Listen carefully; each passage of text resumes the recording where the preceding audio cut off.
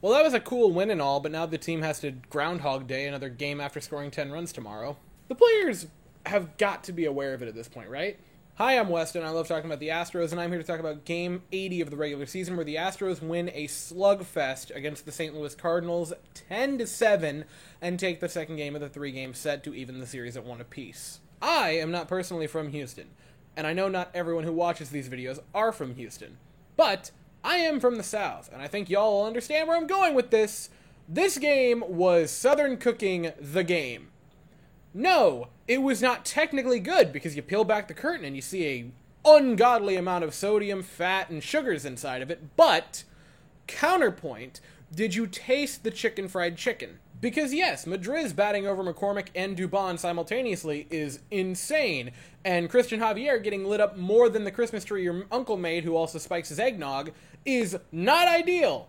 But that was a good win. It was good in the fact of character development. I think it's obvious, but I really like storytelling and arcs and character development and things like that.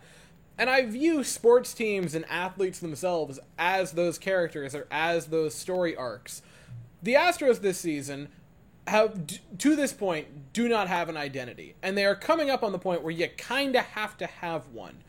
And the question that I pose to them, and it's not rhetorical because I don't know what it is, they have a choice between two roads. Either they dig down deep within them and scratch, claw, and fight their way back to a playoff spot and maybe somehow crawl their way back into a division race, or say, well, we won the World Series last year and we tried this year, so what can you do? This might be the most important game of the season so far for the Astros.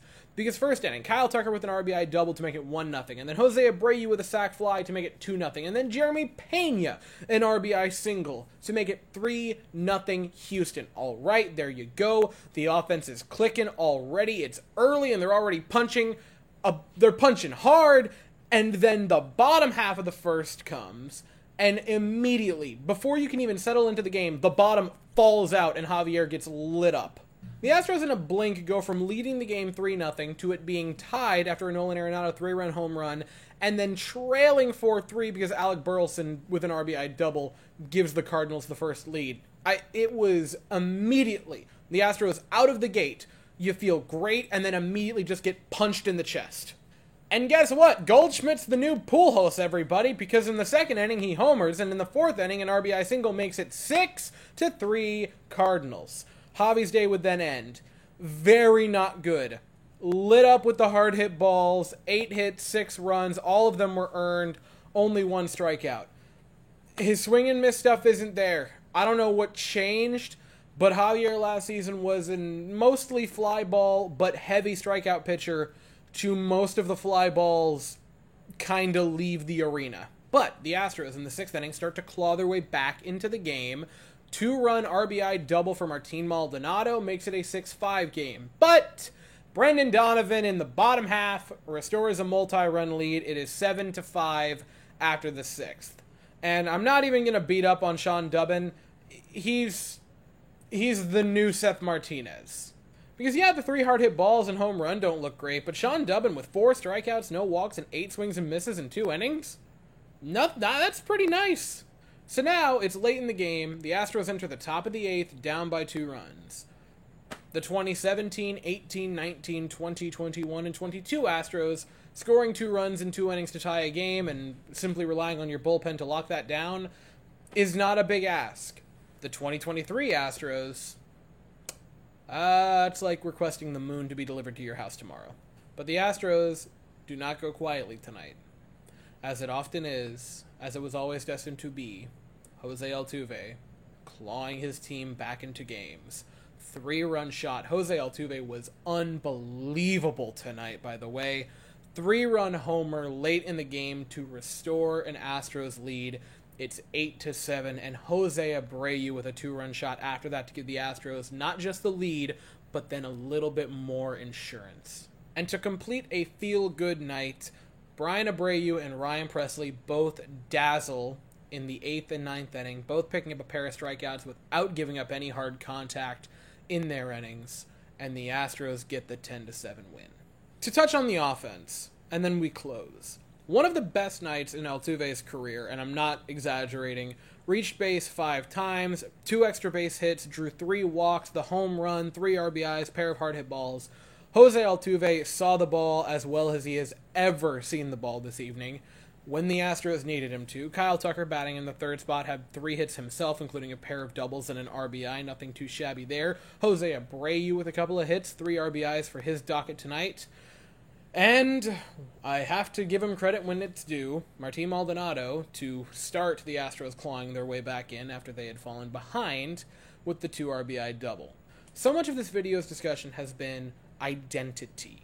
Who are these Astros? Because I don't think they're the Astros from years previous. I just simply do not think they are. They might be able to reach those same heights, but they are not those teams anymore.